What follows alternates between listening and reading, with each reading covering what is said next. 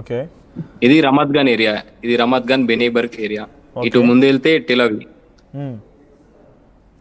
So present అంటే ఇక్కడ యుద్ధం నేపథ్యంలో ఇటువంటి ఒక కర్ఫ్యూ ఏమైనా ఉందా, లేకుంటే జనరల్గా ఇలాగనే ఉంటుంది అక్కడ? జనరల్ గా ఇలాగే ఉంటుంది. ఓకే. సో నిర్మాణ మీరు అక్కడ వెళ్తున్నారు వాళ్ళు కూడా. ఓకే, అంటే జనంగా అంటే అపార్ట్మెంట్స్ మీరు ఉండేటువంటి నివాసాల దగ్గర కూడా వాళ్ళు మొదటి నుంచి బంకర్ని కన్స్ట్రక్షన్ టైం నుంచి ఏర్పాటు చేస్తారా, లేదంటే ఇటువంటి యుద్ధం నేపథ్యంలో స్పెషల్గా ఒక ఐరన్ బంకర్స్ అక్కడికి వస్తూ ఉంటాయా?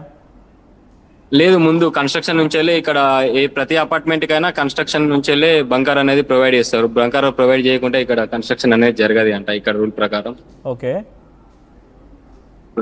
బంకర్ అనేది ఇక్కడ మెయిన్లీ. ఓకే.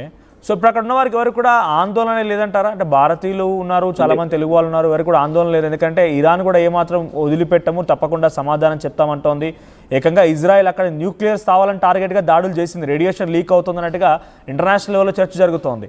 సో ఇప్పుడు ఇక్కడ ఎటువంటి ఆందోళన లేదా? ఇరాన్ ఏ క్షణమైనా దాడి చేయవచ్చు, అటు పక్కనే ఇరాక్ కూడా ఉంది, కొన్ని దేశాలు ఏకమవుతున్నాయి. సో అటువంటి ఏదైనా చర్చ ఉందా అక్కడ ఇజ్రాయెల్ పౌరుల దగ్గర? ఇక్కడనైతే ఇప్పటి వరకు ఏం చర్చ అనేది అయితే లేదు.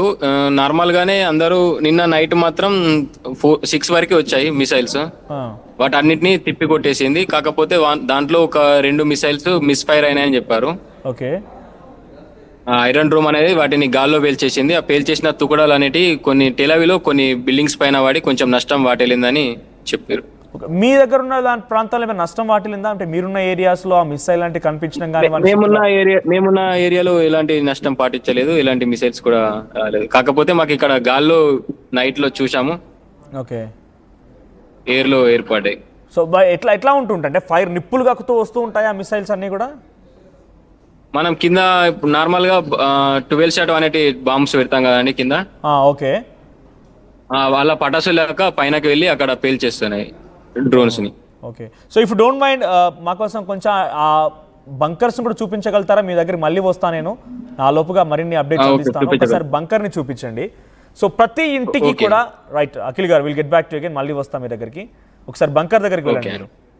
సో బంకర్ దగ్గర సిచ్యువేషన్ ఎలా ఉంటుంది, అసలు బంకర్లో ఏముంటాయి? సో బంకర్ అనగానే బంకర్లో ఎలాంటి సిచ్యువేషన్ ఉంటుంది అనేది మాత్రం చూద్దాం ఒకసారి. ఎందుకంటే ఇజ్రాయెల్లో ప్రతి నివాసం దగ్గర కూడా ముందుగా బంకర్ ఏర్పాటు చేసుకుంటే దానికి పర్మిషన్. సో బంకర్ తప్పనిసరిగా ఉండాల్సిందే. సో ఈ బంకర్లో ఏముంటుందని తెలియదు, ఇంకా కేవలం బంకర్ అని చెప్తూ ఉంటాం, కానీ ఆ బంకర్లో నిజంగానే ఒక భీకరమైనటువంటి దాడి జరుగుతోంది. మిసైల్ వచ్చి ఒక బిల్డింగ్ పై పడిపోయింది. మరి ఆ బంకర్కి అంత శక్తి ఉంటుందా? ఆ నివాసాన్ని మొత్తాన్ని, ఆ శిథిలాలని తట్టుకొని అక్కడ ఆల్రెడీ ఉన్నటువంటి ప్రజల్ని కాపాడగలిగేటువంటి స్థైర్యం ఉంటుందా? ఇందాక ఇంట్రెస్టింగ్గా అఖిల్ మాట్లాడుతూ మనకు విషయం చెప్పుకొచ్చాడు. రెడ్ అలర్ట్ అనేటువంటి ఒక అప్లికేషన్ ఉంటుందట ఇజ్రాయెల్లో. సో ఈ రెడ్ అలర్ట్ అటువంటి అప్లికేషన్ ఏం చేస్తుందంటే ఎప్పుడైతే మిసైల్ వస్తుందో ఒక్కసారిగా ప్రభుత్వం ఏం చేస్తుందంటే ఆ ప్రాంతాల్లో అందరిని అలర్ట్ చేసి ఒక్కసారిగా సైరన్ మోగుతూ ఉంటుంది. ఆ ఫోన్స్ అన్ని కూడా అలర్ట్ చేస్తూ ఉంటాయి, మెసేజ్ వస్తూ ఉంటుంది. వెంటనే ఇటువైపు నుంచి అటు సైరన్ కూడా మోగిస్తూ ఉంటారు. సో ఎప్పుడైతే సైరన్ మోగుతుందో అందరూ వెళ్ళిపోయి, ఆ ఏరియాకి సంబంధించిన ప్రజలందరూ వెళ్ళిపోయి ఒక్కసారిగా బంకర్లో దాక్కోవాలి. సో బంకర్లో వెళ్ళిన తర్వాత బంకర్ వాళ్ళు రక్షిస్తుందట. సో ప్రతి నివాసంలో కింద బంకర్ అనేది ఉంటుందట. ఆ బంకర్ దగ్గరికి ఇప్పుడు ప్రస్తుతానికి అఖిల్ వెళ్ళారు అక్కడికి.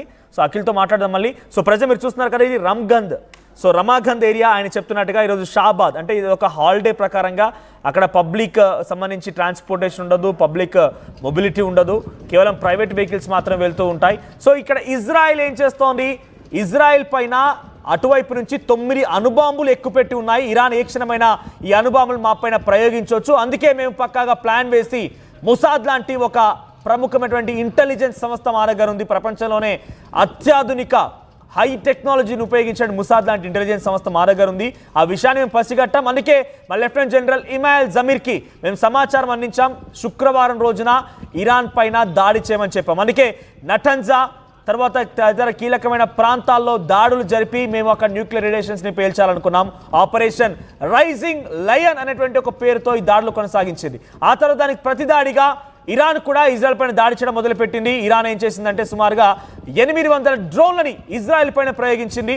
అయితే ఇజ్రాయెల్ వాటిని సమర్థవంతంగా తిప్పికొట్టే ప్రయత్నం చేసింది, సమర్థవంతంగా వాటిని పూర్తిగా నేలమట్టం చేసింది. అయితే అఖిల్ చెప్తున్న ప్రకారంగా ఆ మిసైల్స్ అన్ని కూడా మనం బేసిక్గా క్రాకర్స్ వాడుతూ ఉంటాం దీపావళి సందర్భాల్లో, 12 షాట్స్ అటువంటి క్రాకర్స్. సో అటువంటి క్రాకర్స్ మాదిరిగానే నిప్పులు కక్కుతూ వస్తూ ఉంటాయి. ఎప్పుడైతే మిసైల్ లాంటిది ఆ ఎయిర్ డిఫెన్స్ సిస్టమ్ గమనిస్తుందో, ఇజ్రాయెల్ ఎయిర్ డిఫెన్స్ సిస్టమ్ గమనిస్తుందో, ఆ ఎయిర్ డిఫెన్స్ సిస్టానికి సంబంధించి మెసేజ్ వెంటనే ఈ ఫోన్లకు చేరుతుంది. రెడ్ అలర్ట్ అనేటువంటి అప్లికేషన్ ఉంటుందో ఆ రెడ్ అలర్ట్ అనే అప్లికేషన్కి మెసేజ్ చేరుతుంది, మెసేజ్ వస్తుంది, మీరు వెంటనే సేఫ్ జోన్స్కి వెళ్ళిపోండి, మీ ప్రాణాలు మీరు కాపాడుకోండి అనేటువంటి ఒక మెసేజ్ వస్తుంది. ఆ తర్వాత వెంటనే వీరికి సైరన్ మోగుతుంది. ఆ సైరన్ ఆధారితంగా వీరు గమనించి వెంటనే అక్కడికి వెళ్ళిపోవాల్సి వస్తుంది. సో నిన్న ప్రయోగించిన ఒక 9 మిసైల్స్ ఏవో కొన్ని మిస్ మ్యాచ్ అయిపోయి ఆ రాడార్ సిస్టాన్ని కూడా తప్పించుకొని లోపలికి వచ్చిన క్రమంలోనే ఐరన్ డోమ్ వాటిని అడ్డుకొని తిప్పికొట్టింది. ఆ శిథిలాలన్నీ కూడా కొన్ని ప్రాంతాల్లో పడిపోయాట. సివిలియన్సే టార్గెట్గా ఇరాన్ దాడి చేస్తోంది. ఇరాన్ పెద్ద ఎత్తున సివిలియన్ టార్గెట్స్గా దాడులు కొనసాగిస్తుంది. ఇజ్రాయెల్ మాత్రం తమ దగ్గర నుంచి కేవలం ఎయిర్ బేసెస్లో మాత్రం దాడులు చేస్తున్నాం, న్యూక్లియర్ స్థావరాలు మాత్రమే దాడులు చేస్తున్నామని చెప్తున్నారు. ఎస్, అఖిల్ అందుబాటులోకి వచ్చారా పీసీఆర్? రైట్, ప్రస్తుతం అఖిల్ ఐరన్ డోమ్ దగ్గరికి వెళ్తున్నారు. సో మీ అందరికీ చూపించడం కోసం ఆర్టీవీ ఎక్స్క్లూజివ్గా ఇజ్రాయెల్ ఉన్నటువంటి మన తెలుగు వారిని సంప్రదించింది, అఖిల్ని సంప్రదించింది. అఖిల్ మనకు మరింత సమాచారం అందిస్తారు. సో అక్కడ ప్రస్తుతమైన డోమ్ బంకర్ దగ్గరికి వెళ్తున్నారు ఆయన. సో బంకర్లో ఏముంటుంది, రోజుల తరబడి అందులోనే ఉండాల్సి వస్తుందట. నివాసాల్లో ఉన్నటువంటి కింద బంకర్లు అందులోనే కొన్ని రోజుల తరబడి ఉండాల్సి వస్తుందట. అటువంటి సిచ్యువేషన్ ఉంటుందట. ఎందుకంటే అక్కడ బంకర్లో ఎలా ఉంటుంది సిచ్యువేషన్ అంటే కనుక అక్కడ దాడులు చేసి పూర్తిగా ఆ బిల్డింగ్స్ అన్ని కుప్పగూలిపోయి లేకపోతే ఇంకేదైనా జరిగినా కూడా ఆ బంకర్ వారి ప్రాణాలను కాపాడుతుంది, సురక్షితంగా కాపాడగలుగుతుంది. సో ప్రతి నివాసంలో కూడా బంకర్ మ్యాండేటరీ. సో బంకర్ ఎలా తయారు చేయబడుతుంది, ఆ బంకర్లో ఎటువంటి అంశాలు ఉంటాయని మాత్రం మనం చూద్దాం. అఖిల్ అందుబాటులో ఉన్నారు మనతో పాటుగా. మరి కాసేపట్లో కొన్ని క్షణాలను జాయిన్ అవుతారు బంకర్ దగ్గర నుంచి ఆయన. సో బంకర్ ఎలా ఉంటుందో చూద్దాం. ప్రస్తుతానికైతే రైట్ సైడ్ విజువల్స్ అన్ని కూడా అఖిల్ ఎక్కడైతే మాకు ఇజ్రాయెల్ నుంచి అందుబాటులోకి వచ్చారో ఆయనటువంటి ప్లేస్ అది రమాగంద్ ప్రాంతం అది. సో ఇజ్రాయెల్లోని రమాగంద్ ప్రాంతం నుంచి ఆయన మనకు అందుబాటులోకి వచ్చారు. ప్రజెంట్ అయితే అక్కడ ఒక హై టెన్షన్, ఒక రకంగా చెప్పాలంటే పెద్దగా ఎవరు చర్చకు తీసుకురావట్లేదు. వాళ్ళ డిఫెన్స్ సిస్టమ్ పైన చాలా పూర్తి స్థాయి నమ్మకంతో ఉన్నారు వారంతా కూడా. సో వారికి ఆ డిఫెన్స్ సిస్టమ్ పై నమ్మకం ఉండడంతో పాటుగా తమకి రక్షణ కవచంలా బంకర్స్ అన్నీ ఉన్నాయి కాబట్టి తమకు ఎటువంటి భయం లేదంటున్నారు. సో మరి చర్చలు అంటే ఎటువంటి విధంగా ఉన్నా కూడా పెద్దగా చర్చ కూడా ఏం లేదు. అందరూ కూడా డిఫెన్స్ సిస్టమ్ పైన, సెక్యూరిటీ ఫోర్సెస్ పైన నమ్మకంతో ఉన్నారని మాటని చెప్తున్నారు ఆయన. పీసీఆర్ అందుబాటులోకి వచ్చారా? రైట్, ఎస్, చేరుకున్నారు అక్కడికి అఖిల్. అఖిల్, నా వాయిస్ వినిపిస్తుందా మీకు? వినిపిస్తుంది. రైట్, ఇఫ్ డోంట్ మైండ్ ఒక్కసారి ఆ బంకర్ని చూపించండి. మీరు ఉంది ఇప్పుడు స్టెప్స్, అది ఇంకా సెల్లార్ అంటుంటారు బహుశా, అంతేనా? రైట్, ఓకే, అదే బంకరా ఇది? ఓకే, రైట్, బంకర్ లోపలికి వెళ్తున్నారు అఖిల్. ఇప్పుడు మీరు చూస్తున్నారు కింద సెల్లార్లో నుంచి ఒక ఐరన్ గేట్ కదా, బహుశా అంతా కూడా ఐరన్, మేడప్ ఆఫ్ ఐరనేనా? ఐరన్ ఇలా వేస్తారు లాక్. ఓకే, సో లోపల ఎటువంటి సిచ్యువేషన్ ఉంటుంది? ఇలా ఉంటుంది, కుర్చీలు ఉంటాయి. ఓకే, ఇట్లా చైర్స్. ఓకే, స్ట్రాంగెస్ట్ రూమ్ అన్నట్లు. ఓకే, అదంతా కంప్లీట్ ఐరనేనా? Iron, complete iron. Okay, oxygen supply ఎలా వస్తుంది దాంట్లోకి? ఆక్సిజన్ సప్లై ఇలా పైన నుంచి వస్తూ ఉంటుంది. ఓకే, దీంట్లో నుంచి వెళ్ళి చిన్నగా వస్తుంది. ఓకే, ప్రతి ఒక్క దగ్గర మొత్తం ఐరన్ తోని ఫిల్ అయి ఉంటుంది. ఓకే, కూర్చోనికి చైర్స్. ఓకే, సో అక్కడ తినడానికి ఒక భీకరమైన యుద్ధం కొనసాగింది, శిథిలాలు కూలిపోతుంది అనుకోండి. అక్కడ కూర్చున్న వారికి వాళ్ళకి ఉండడం కోసం ఫెసిలిటీస్ ఇంకేమైనా ఉంటాయంటే తినడానికి తిండి లాంటిది కానివ్వండి, మనం సమకూర్చుకోవాల్సింది అవన్నీ కూడా అక్కడ స్పేర్లో మనం స్టోర్ చేసుకోవాల్సింది అంతే. స్టోర్ చేసుకోవాల్సింది. ఇక్కడ ఫ్రిడ్జ్ కూడా ఉంటుంది మీకు.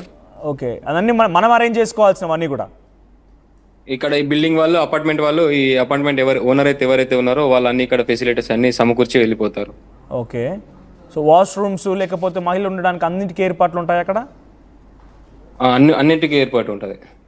ఓకే, సో ఒక్కసారి అటు టచ్ చేసి చూస్తారా, అంటే సౌండ్ వినిపిస్తారా? ఐరన్ లేకపోతే చూడడానికి సిమెంట్ లా కనబడుతుంది, ఒకసారి వ్యూవర్స్ కూడా వినిపించాలి కాబట్టి. So completely made up of iron అంతా కూడా, మొత్తం ఐరన్.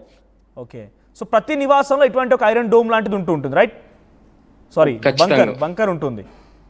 బంకర్, యా, ఇది మొత్తం ఐరన్. ఓకే, సో ప్రతి బిల్డింగ్లో ఇటువంటిది ఏర్పాటు చేస్తూ ఉంటారు. అవును. ఓకే. సో ప్రజెంట్ యుద్ధ నేపథ్యంలో ఇటువంటి వాటిని తరచుగా వాడుతూ ఉన్నారు. సో మీకు ఇన్ఫర్మేషన్ రావాలంటే మీరు సైరన్ లేదా మెసేజ్ రెడ్ అలర్ట్ అనేటువంటి యాప్ అంటున్నారు. సో మీకు మెసేజ్ ఎలా వస్తుంది, లేకపోతే సైరన్ ఎలా మోగుతుంది, ఎంత దూరం వరకు సైరన్ వినిపిస్తూ ఉంటాయి? సైరన్ ఇక్కడ ప్రతి ఒక్క ఇక ఈ ఏరియాలో దాదాపు ప్రతి ఒక్క బిల్డింగ్ పైన సైరన్ అనేది ఇంకోటి రెడ్ లైట్ లాగా ఒక లైట్ అనేది అమరుస్తారు. ఒక్కసారి చూపించగలుగుతారా ఇఫ్ యూ డోంట్ మైండ్? మీరు పర్లేదు, ఇక ఫ్రంట్ క్యామ్ ఆన్ అది ఇక్కడ చేసుకోండి. ఉన్నది అపార్ట్మెంట్ పైన ఉంటది. ఓకే ఓకే ప్రతి ఒక్క పెద్ద అపార్ట్మెంట్ పైన ఉంటది. ఓకే. ఆ సైరన్ అనేది వచ్చినప్పుడు దాదాపు అందరికి కవర్ అయ్యేటట్లు ఉంటది. ఇప్పుడు మీరు చూస్తున్నారు అక్కడ ఉంది